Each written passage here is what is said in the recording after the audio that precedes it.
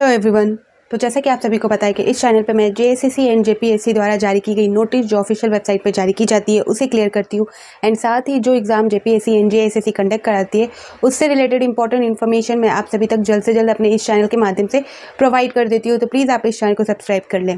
ठीक है, अब चलिए हम बात करेंगे इस वीडियो में जो झारखंड सहायक आचार्य भर्ती परीक्षा है 2024 में जो होने वाली है, जिसके लिए एप्लीकेशन जारी कर दिया गया है और 23 मार्च से स्टार्ट हो चुका है इसके लिए एप्लीकेशन यानी कि आवेदन भरना।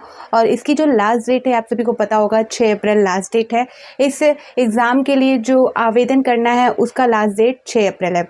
तो इस एग्ज़ाम से रिलेटेड मैं आप सभी को जो बहुत इम्पॉर्टेंट चीज़ें हैं क्लियर करूँगी। जो आपके सवाल है यहाँ पर एक ही वीडियो में यहाँ पर मैं बहुत सारी चीज़ें कवर करने वाली हूँ। सहायक आचार्य एग्ज़ाम से रिलेटेड जो अपडेट है, जो नोटिस है, वो सारी चीज़ें मैं आप सभी को टाइम टू टाइम जब भी आती है नोटिस वो प्रोवाइड कर देती हूँ। लेकिन इस एग्ज़ाम से रिलेटेड बहुत सारे सवाल थे आप सभी के मन में और आप सभी ने पूछा भी है और बहुत सारी चीज़ें इंपॉर्टेंट चीज़ें यहाँ पर मैं क्लियर करने वाली हूँ। तो प्लीज़ आप वीडियो को पूरा देखें और अगर कुछ चीज़ छूट जाती है तो आप कमेंट सेक्शन में मुझसे पूछ सकते हो, मैं नेक्स्ट वीडियो में उसे भी क्लियर कर दूँगी। बहुत सारी चीज़ें अभी मैं बताने वाली हूँ इस वीडियो में, तो प्लीज़ आप पूरा वीडियो कंटिन्यू देखें और जो भी ये एग्ज़ाम दे रहे हैं या देने वाले हैं जो इंटरेस्टेड रखते हैं तो उनको भी आप शेयर करिए।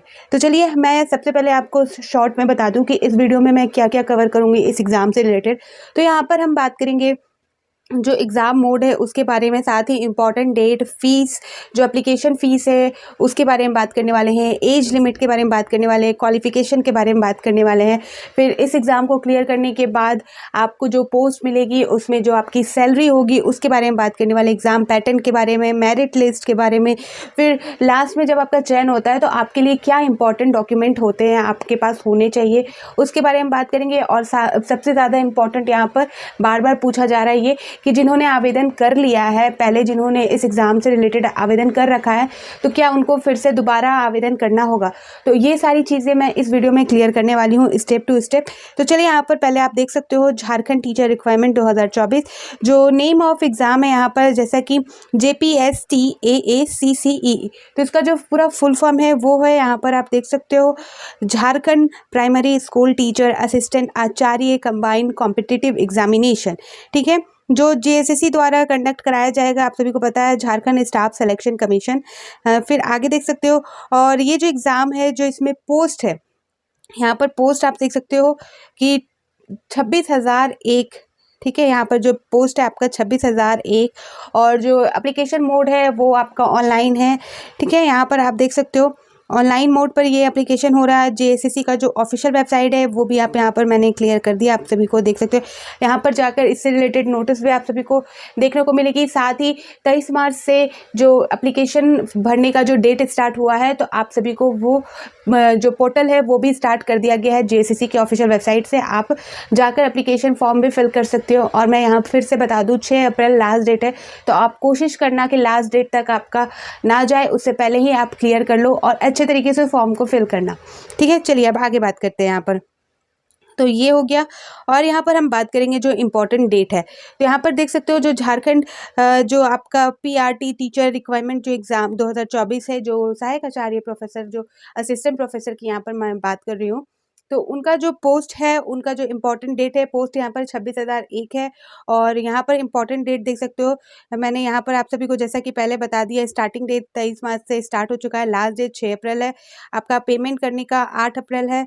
और जो लास्ट डेट आप जो अपलोड फ़ोटो एंड सिग्नेचर, तो उसका लास्ट डेट है आपका 10 अप्रैल।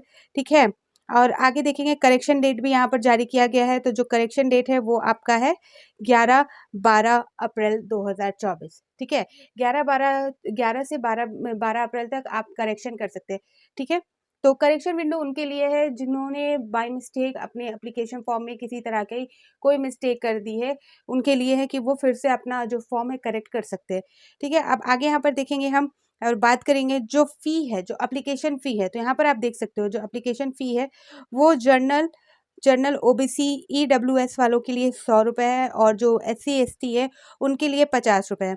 ठीक है, अब यहाँ पर आगे हम बात करेंगे जो एज लिमिट है। ठीक है, यहाँ पर देख सकते हो हर कैटेगरीज के जो एज लिमिट है यहाँ पर मैं क्लियर कर रही हूँ। तो कैटेगरीज यहाँ पर देख सकते हो और यहाँ पर आप देख सकते हो कैटेगरीज वाइज, यहाँ पर मैं आप सभी को बताने वाली हूँ। जो यूआर है अनरिजर्व, ईडब्ल्यूएस, उनके लिए 21 साल, ठीक है, मिनिमम 21 साल, न्यूनतम 21 साल, और जो अधिकतम है वो 40 साल होना चाहिए, ठीक है। और इनको कोई रिलैक्सेशन नहीं है एज में, एज लिमिट में कोई रिलैक्सेशन नहीं है, कोई एडिशनल आपको रिलैक्सेशन नहीं मिल रहा, अतिरिक्त यहाँ पर कोई टाइम नहीं मिल रहा, ठीक है। अब यहाँ पर हम बात कर लेते हैं जो बीसी ईबीसी जो मेल कैंडिडेट है, यहाँ पर आप देख सकते हो, ठीक है। बीसी और ईबीसी जो मेल कैंडिडेट है उनका जो न्यूनतम है वो 21 साल है, और जो अधिकतम है यानी कि मैक्सिमम एज है उनका 42 ईयर्स, ठीक है। और उनकी जो एडिशनल एज लिमिट है, जो आपको रिलैक्सेशन मिल रहा है, वो 2 साल का यहाँ पर रिलैक्सेशन आपको मिल रहा है। आगे यहाँ पर देखेंगे हम जो यूआर ईडब्ल्यूएस और बीसी ईबीसी जो फीमेल कैंडिडेट है, ठीक है, जिसमें अनरिजर्व भी है, ईडब्ल्यूएस भी है, बीसी भी है, ईबीसी भी है, यानी कि फीमेल कैंडिडेट का जो न्यूनतम है, जो आपका मिनिमम है 21 साल, मिनिमम सभी का 21 साल ही है, और जो आपका मैक्सिमम है वो 43 ईयर्स है, और जो आपको एज में रिलैक्सेशन मिल रहा है एडिशनल जो है वो 3 साल का रिलैक्सेशन यहाँ पर देखने को मिलता है। बाद में हम देखेंगे SC ST जिसमें मेल फीमेल दोनों के लिए यहाँ पर बताया जा रहा है, जो आपका मिनिमम है वो 21 साल और जो मैक्सिमम है वो 45 ईयर्स का है, और इनको 5 साल का यहाँ पर एडिशनल रिलैक्सेशन मिलता है, ठीक है। अब यहाँ पर हम बात कर लेते हैं जो आपका शैक्षणिक यानी कि आपका जो क्वालिफिकेशन है उस पे, ठीक है। तो यहाँ पर क्वालिफिकेशन आप देख सकते हो, यहाँ पर बोला जा रहा है कि जैसा कि शैक्षणिक योग्यता क्वालिफिकेशन, इस एग्ज़ाम को देने के लिए आपकी पात्रता जो है, न्यूनतम पात्रता क्या होनी चाहिए वो यहाँ पर बताया जा रहा है। तो कम से कम 50% अंक के साथ 12वीं, ठीक है, और प्रारंभिक शिक्षा में 2 वर्षीय डिप्लोमा, प्राथमिक शिक्षा में 4 वर्षीय bachelor of elementary education BLED, ठीक है, BLED, और 2 वर्ष डिप्लोमा उत्तीर्ण या अंतिम वर्ष में शामिल हो रहे हो, ठीक है। तो यहाँ बताया जा रहा है कि जो कम से कम आपको 50% के साथ आपका 12वीं पास होना चाहिए, आपके पास 2 वर्ष का जो डिप्लोमा है वो होना चाहिए, 4 वर्षीय बैचलर ऑफ एलिमेंट्री एजुकेशन यानी कि BLED आपका होना चाहिए, 2 वर्षीय डिप्लोमा, या तो आप पास होने चाहिए या आप उसमें फाइनल ईयर में हो, ठीक है। आगे देखेंगे, यहाँ पर बोला जा रहा है आपका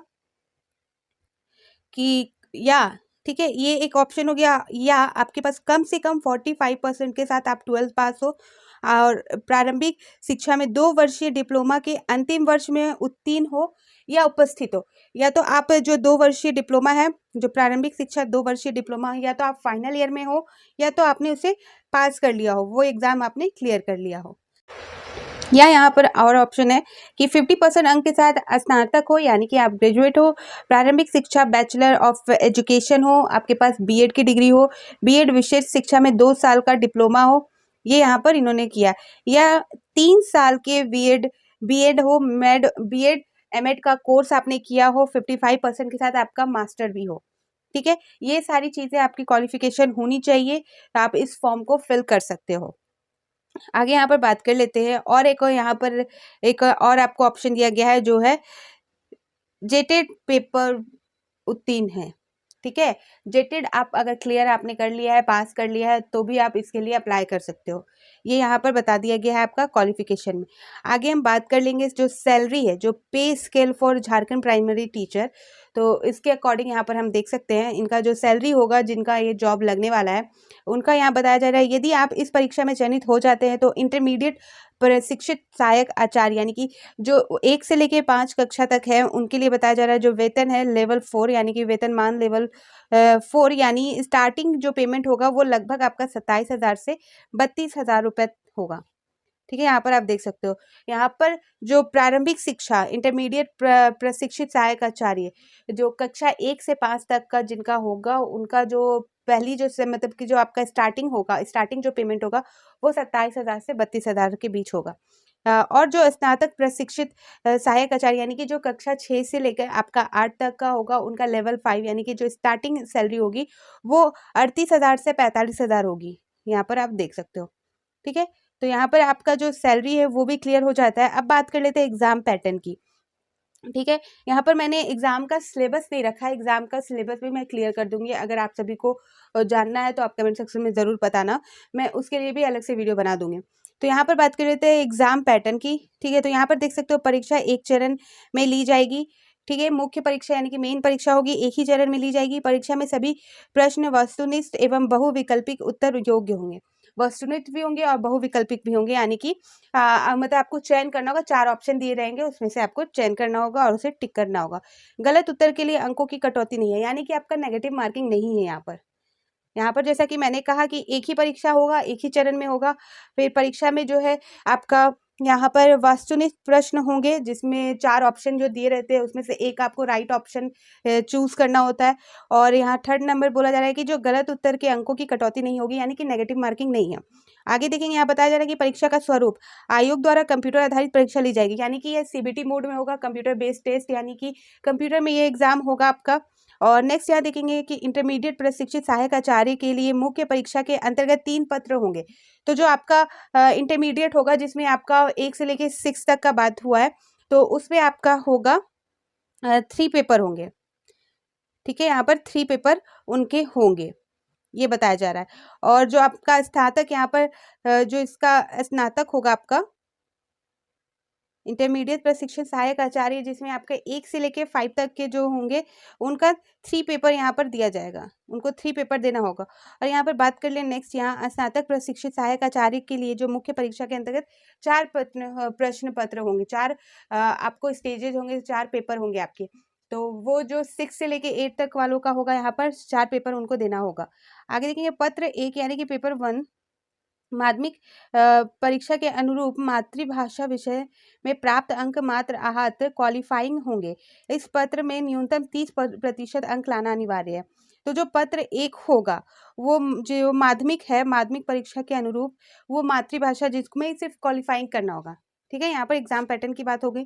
अब जो रहा सिलेबस की बात, पूरे सिलेबस की बात, जो पेपर 1 है, 2 है, 3 है, उसके अंदर क्या क्या आने वाले हैं, तो वो सारी चीज़ें मैं आप सभी को आपके कहने पर, अगर आप सभी ने ज़्यादा कमेंट किया, आप सभी को वो रिक्वायर्ड है, आप सब चाहते हो, तो मैं उसके लिए भी एक सिलेबस वाला फुल वीडियो बना दूंगी, जिसमें मैं सिलेबस के अकॉर्डिंग आप सभी को बता दूंगी। जो 1 से लेके 5 कक्षा वाले जो दे रहे हैं एग्जाम उनके लिए, और जो 6 से लेके 8 तक दे रहे हैं उनका अलग अलग सिलेबस है, तो अलग अलग मैं क्लियर करके बता दूंगी। आगे यहाँ पर देखेंगे जो अबाउट मेरिट लिस्ट, तो यहाँ पर बताया जा रहा है क्वालिफाइंग पेपर को छोड़कर केवल मुख्य पेपर पर मेरिट सूची तैयार की जाएगी। यह कुल रिक्ति संख्या का लगभग 6 गुना होगा। ठीक है, जो मेरिट लिस्ट है वो आपका 6 गुना होगा। ठीक, अब बात करें तो आगे जब आप इस एग्जाम को दे दोगे, आप इस एग्जाम को पास कर जाते हो, उसके बाद आपका एक स्टेज आता है डॉक्यूमेंट वेरिफिकेशन। तो उसके लिए आपको क्या क्या डॉक्यूमेंट आपके पास होने चाहिए, यहाँ पर वो भी मैं क्लियर कर रही हूँ। ठीक है, और डॉक्यूमेंट वेरिफिकेशन अगर हो जाता है, उसमें भी आप पास हो जाते हो, तो आपको इसके लिए, इस एग्जाम के लिए नियुक्त कर लिया जाएगा। इसके लिए जो इसमें पोस्ट है उसके लिए आपको नियुक्ति मिल जाएगी, आगे आप उस पद को पा सकते हो और अपना काम शुरू कर सकते हो। तो जो इंपॉर्टेंट डॉक्यूमेंट है ये यहाँ पर आप देख सकते हो, जो ड्यूरिंग वेरिफिकेशन में जो आपको इंपॉर्टेंट डॉक्यूमेंट मांगे जा सकते हैं। तो ऑल एकेडमिक सर्टिफिकेट, एकेडमिक यानी कि जो स्कूलिंग होगा आपका, जो आपने ग्रेजुएट में या जो भी आपने अंडर ग्रेजुएट, जो भी अंडर फिर जो मास्टर्स किए हैं, वो सारे जो होंगे, वो उसके जो ओरिजिनल सर्टिफिकेट होंगे वो आपको साथ रखने होंगे और जेरोक्स भी रखने होंगे। तो वो सारी जो अपडेट होगी वो तो मैं बाद में बता दूंगी, लेकिन यहाँ पर जो इंपॉर्टेंट डॉक्यूमेंट है उसकी बात कर ले, तो ऑल एकेडमिक सर्टिफिकेट यहाँ पर आपके लगेंगे। ट्रेनिंग बीएड, अगर आपने डीएड बीएड किया है उसके सर्टिफिकेट है वो आपके लगेंगे यहाँ पर। फिर जेटेड सर्टिफिकेट आपके लगेंगे, फिर आधार कार्ड लगेंगे, कास्ट सर्टिफिकेट लगेंगे, रेसिडेंशियल सर्टिफिकेट लगेंगे, फिर आपका सहायक आचार्य एग्जाम एडमिट कार्ड और एंड मार्कशीट जो मार्क्स से आएगा वो लगेंगे। ठीक है, तो ये सारी चीज़ें आपके पास होनी चाहिए जब आप इस एग्ज़ाम को क्लियर कर लेते हो। और उसके बाद आपको जो डॉक्यूमेंट वेरिफिकेशन के लिए कॉल या लेटर जाता है या आपको इन्फॉर्म किया जाता है, उसके बाद आप डॉक्यूमेंट वेरिफिकेशन के लिए जाते हैं, तो आपके लिए ये सारी डॉक्यूमेंट इंपॉर्टेंट है और आप सभी के पास होने भी चाहिए। ठीक है, तो ये रहा इम्पोर्टेंट सवाल। और यहाँ पर मैं एक चीज़ और क्लियर कर दूं कि बहुतों ने पूछा है कि जिन्होंने पहले एप्लीकेशन फॉर्म फिल कर दिया है, क्योंकि आप सभी को पता है कि ये 3 बार इस एग्ज़ाम को पोस्टपोन किया गया है और 3 बार नई नियमावली, 2 बार हो चुकी है, तीसरी नियमावली आई है जिसके अकॉर्डिंग फिर से एप्लीकेशन फॉर्म जारी किया गया है। तो यहाँ पर मैं बता दूँ कि जिन्होंने एप्लीकेशन फॉर्म में जो पहले भर चुके हैं उनकी बात कर रही हूँ, और जिनको अभी भरना है या जो भर रहे हैं उनको पता है, क्योंकि 23 मार्च से ये स्टार्ट हुआ है, 6 अप्रैल तक लास्ट डेट है, तो इस बीच आप भर सकते हो। और इसके लिए करेक्शन डेट भी जारी की गई है, तो वो भी आप कर सकते हो। अगर आपसे मिस्टेक हो रही है या हो चुकी है किसी रीज़न से, तो आप कर सकते हो। मैं बोलूँगी कि आप कोशिश करो कि बहुत मिस्टेक ना कर सको, आप आराम से भरो। मिस्टेक ऐसी मेजर मिस्टेक ना करो कि उसमें सुधार भी ना किया जा सके, ठीक है? और यहाँ पर अब बात कर लेते हैं कि जिन्होंने पहले एप्लीकेशन फॉर्म भर रखा था, तो उनको क्या फिर से करना होगा? तो मैं यहाँ पर क्लियर कर दूँ कि जिन्होंने सही तरीके से प्रॉपर सही तरीके से अपना जो एप्लीकेशन फॉर्म है वो फिल कर रखा है, कोई भी गलती नहीं की है, किसी प्रकार की कोई त्रुटि नहीं है उनके एप्लीकेशन फॉर्म में, सही है पूरा प्रोसेस, तो आपको एप्लीकेशन फॉर्म भरने की ज़रूरत नहीं है। जिन्होंने पहले कुछ मिस्टेक कर रखी है या कोई प्रॉब्लम है उनके एप्लीकेशन फॉर्म में, तो वो अभी सुधार कर सकते हैं। और ये भी बता दूँ कि जो आप पहले जिन्होंने भरा है और इस बार आप ट्राई नहीं कर रहे हो, तो आपका वही एप्लीकेशन फॉर्म वैलिड माना जाएगा जो आपने भरा है। लेकिन अगर आप फिर से एप्लीकेशन फॉर्म भरते हो या फिर से कोई सुधार करते हो, तो जो पहले एप्लीकेशन फॉर्म भरा था वो कैंसल हो जाएगा आपका, और अभी जो आपने भरा है तो वो वैलिड हो जाएगा। यानी कि जो लास्ट एप्लीकेशन फॉर्म आप भरते हो, जो भी आप भरोगे, अभी भरोगे या आपने भर रखा है पहले, आप उसमें कोई सुधार नहीं कर रहे हो, कुछ भी उसमें कुछ भी करने की ज़रूरत नहीं है आपको, तो वो वही वैलिड होगा। और अगर सुधार करते हो एप्लीकेशन फॉर्म में या कोई भी चेंजेस करते हो, दोबारा से भरते हो, तो जो आपने दोबारा से भरा है जिसको एप्लीकेशन फॉर्म को, तो वो एप्लीकेशन फॉर्म वैलिड हो जाएगा, ठीक है? पहले वाला कैंसल हो जाएगा। तो यहाँ पर मैंने आपको क्लियर किया कि एप्लीकेशन फॉर्म अब अगर आपने पहले जो भरा है उसमें कोई त्रुटि नहीं, किसी प्रकार की कोई चेंजेस करने की ज़रूरत नहीं है आपको, तो आपको दोबारा भरने की ज़रूरत नहीं है। और अगर बाय मिस्टेक आपने कुछ मिस्टेक कर रखा है या आपको कुछ चेंज करना है उसमें, या आपने कोई सर्टिफिकेट ऐड किया है या इस बीच आपने कोई कोर्स कर लिया था, तो उसे ऐड किया करना है, तो आप फिर से दोबारा भर सकते हो और जो वैलिड होगा वही वाला होगा जो आप फिर से आपने भरा है, ठीक है? ये सारी इंपॉर्टेंट अपडेट मुझे आप सभी को देनी थी। और भी अगर कोई डाउट है तो आप कमेंट सेक्शन में पूछ सकते हो, मैं कोशिश करूँगी कि वो भी चीज़ें मैं आप सभी को क्लियर कर दूँ। तो फिर मिलती हूँ नए अपडेट के साथ, तो बाय बाय।